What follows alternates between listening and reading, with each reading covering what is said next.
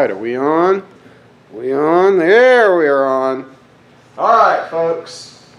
As promised, Dr. E presents homework. Yes, I am wearing my golf attire. I played golf today. It was a long weekend. You know, after a long homecoming weekend, I needed to have a little break in the action. A little stress reliever, you might say. I missed a couple putts, threw my putter, about 30 yards. It was a good throw. It was the best shot of the day. All right, let's do some homework. My clicker's not working, so yeah, there, I see myself. Let's do this. Okay, how do you know that a question is a present value problem? So we've looked at future value, now we're going to look at present value. All right. The question provides the ending amount, but asks what the beginning amount should be. So it depends, the type of question it is depends on the information that the question gives you and what the question asks you to solve. So if you are given the ending amount and you are asked what the amount at the beginning was, that is a present value problem. Okay, what does a finance person mean if he or she says they are discounting a number? So this is a finance term. It's also a sales term. But in finance, it means that they are finding the present value of the number. To discount a number is to find its present value. All right, list the math formula used to solve present value of a lump sum problem. Okay. And so we looked at future value. Future value equals present value times 1 plus I to the n. Present value equals future value divided by 1 plus I to the n. Okay? So what you should notice about this is, all things being equal, if this goes up, if the rate goes up, what happens to present value? It goes down. If the rate goes down, what happens to present value? It goes up. If the number of periods goes up, what happens to present value? It goes down. If the number of periods goes down, what happens to present value? It goes up. All right, and those are relationships you're going to need to know. All right, use the math formula to solve this problem. You expect to receive $5,000 in 5 years. There I am. In 5 years, if you can earn 7% annually on your investments, what should you pay today for this deal? What should you pay for $5,000 you're going to receive in 5 years if you want to earn 7%? So take the $5,000, divide it by 1.07 raised to the fifth, and you come up with $3,564.93. Okay? Use the financial keys to solve the problem in question 4. It's actually question 4. All right, so 5,000 is going to be our future value. And notice that it is not a plus minus, it is a positive number. 5,000 of future value. 5 is our N, 7 is our IY. Compute present value, and you should get the same number as you got using the formula. Okay? All right, let's go to the next question. All right, you inherit a stock that is worth $20,000 today. Your parents bought the stock 20 years ago. If it grew 10% per year, how much did they invest in it 20 years ago? So today, in this particular problem, problem number 6, today is the end of the period. The beginning of the period was 20 years ago. All right, so $20,000, the future is the future value, divided by 1 plus I, 1.1, raised to the 20th, and your parents put in $2,972.87. What happens to the present value of a future amount if the time period during which you will receive the amount is pushed farther into the future? Why does this happen? So, if this number goes up, okay, that means you're going to be dividing this by a larger number. Okay? And if you divide this by a larger number, then your present value gets smaller. Okay? So that's what it should say. The present value will be smaller because an amount received farther in the future is worth less than an amount that will be received closer to the present. So in terms of instincts, intuition, would you rather get $5,000 today or $5,000 in 5 years? And the answer is you'd rather have that $5,000 today. You can invest it and earn interest, and it'll be worth more than $5,000 5 years from now. Okay? But also, if you could put the money in today, you could put in a lesser amount and have it turn into $5,000 over a period of time, because the money will earn interest for a longer period of time, so you can start with a smaller amount. So the math and the intuition, okay, the common sense, it all works out. All right, what is the present value of $100 to be received in 3 years if your discount rate is 6%? So, using the formula, 100 divided by 1.06 raised to the third, $83.96. If you wanted to reverse that, if you multiplied $83.96 by 1.06 raised to the third, you'd get $100. Okay?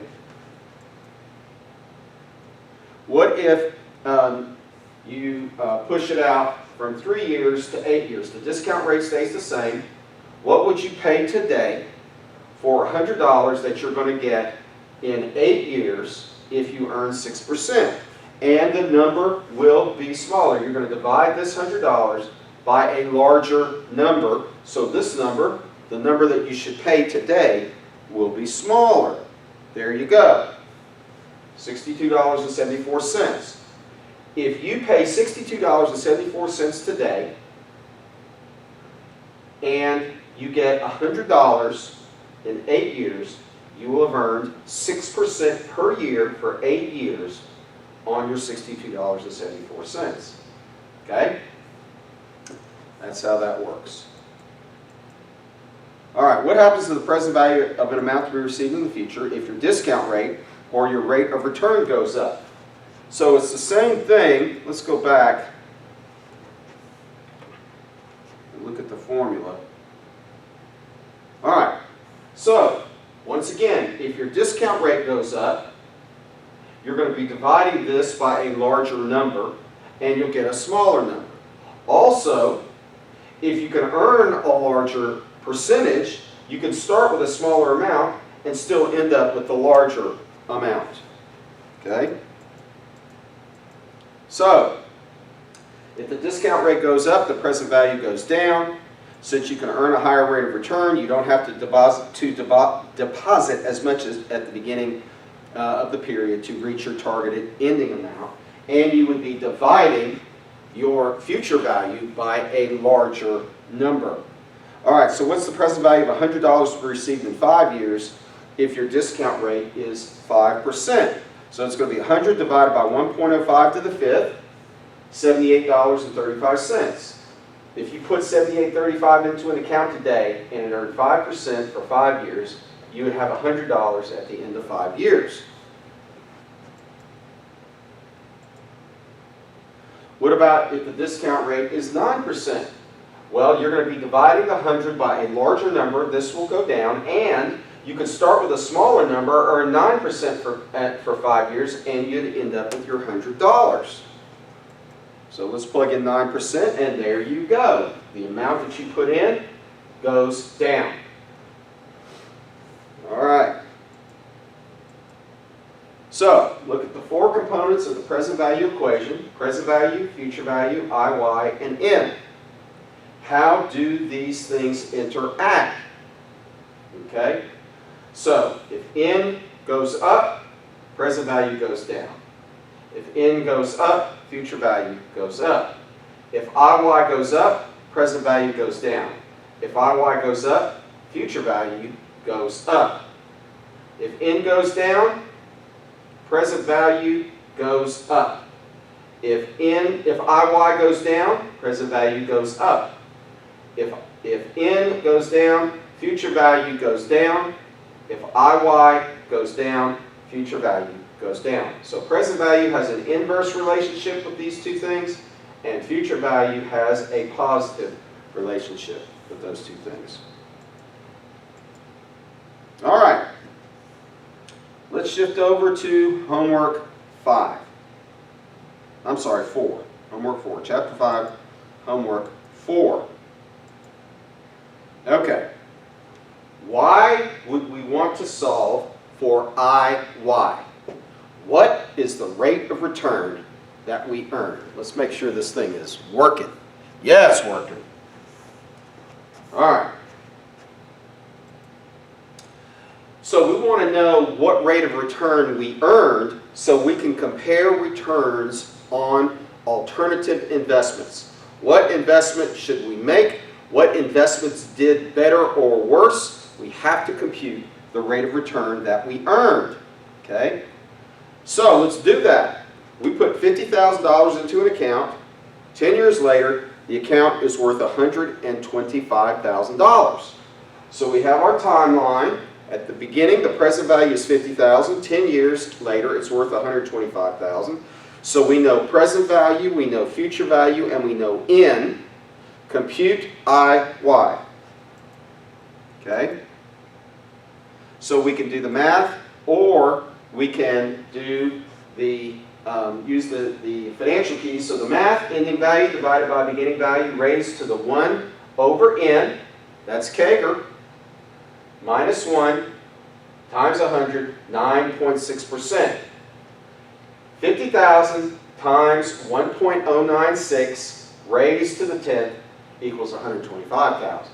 Okay? Alternatively, using the financial keys, 50,000 plus minus present value, 125,000 future value, 10N, compute IY, 9.6% is our IY, the rate of return that we earn. All right.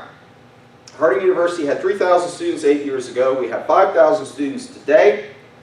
What is the average annual growth rate of our university over that time? Okay. Ending value divided by beginning value raised to the 1 over N minus 1. And we grew our student population 6.59% per year. Each year, for 8 years, our student population on average grew 6.59%.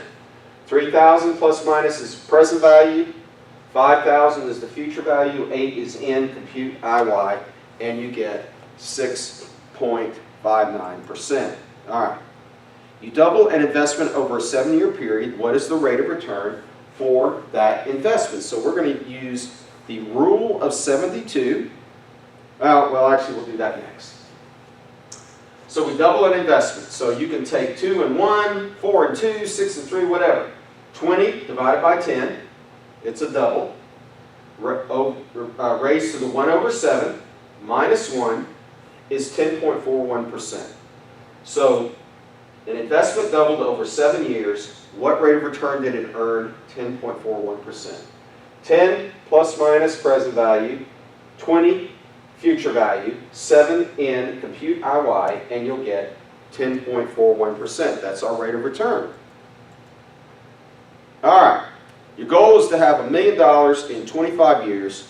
You have $100,000 invested right now. Okay? So we know our present value, our future value, and our N. What rate of return do we have to earn to realize our goal? All right. So $100,000 plus minus is the present value. $1 million is the future value. 25 is the N. Compute IY, and we have to earn 9.65% per year for 25 years to turn our $100,000 into $1 million. So if you multiply $100,000 times 1.0965 raised to the 25th, you'll get $1 million. All right. You have 2 investments to choose from. They both have the same risk. So investment A, invest $5,000 and receive $7,000 in 5 years. invest 7,000, so investment B invest 7,000, receive 11,000 in 7 years. Which investment do you choose and why? So what we're going to do is calculate the rate of return on each, and we will buy the investment that has the highest rate of return. Okay? So here's the return on investment A, 7,000 divided by 5,000, raised to the 1 over 5 minus 1, 6.96%, or you could use the financial keys. Here's the return on B, 7,000 plus minus present value. 11,000 is our future value, 7 is our in, compute IY, and we get 6.67%. So we are going to choose investment A because the return is higher. Okay? Okay, investment doubles in 6 years using the rule of 72. What is the rate of return? So we're going to take 72 and divide it by the number of years, and we get very close to what our average annual rate of return is. So you can quickly determine the rate of return of an investment that doubles using the rule of 72. 72 in the numerator, the number of years it takes to double in the denominator, and you get 12%. It's very, very close. All right. An investment pays a return of 9% annually using the rule of 72. How long will it take to double? So we're going to take 72 divided by 9, which is 0.09 times 100, and we get 8 years. An investment will double in 8 years if it earns 9% a year. Okay? And so it's a logarithm, and it works out pretty closely. All right, you're saving for a down payment on a house. You put in $100,000, you will need $15,000. So we know our present value, we know our future value, we know our IY. How long will it take? Okay? We're solving for N. How long will it take? Okay? 10,000 plus minus is our present value, 15,000 is our future value, 12 is our IY, compute N, and we get 4 years. It will take 4 years. Okay? You're thinking about making a real estate investment. You can put in $150,000 today. You think you can earn 11% on it. How long will it take for your investment to be worth $500,000? So we're investing in a real estate project. We're going to invest $150,000. We think it can earn 11%. How long will it take before our $150,000 turns into $500,000? 150,000 plus minus is the present value. 500,000 is the future value. 11 is the IY. Compute in. It will take 12 years to turn 150,000 into 500,000. Whew. Okay, so that's the end of our homeworks for 3 and 4. We'll see you in class tomorrow. Shalom. Peace, baby.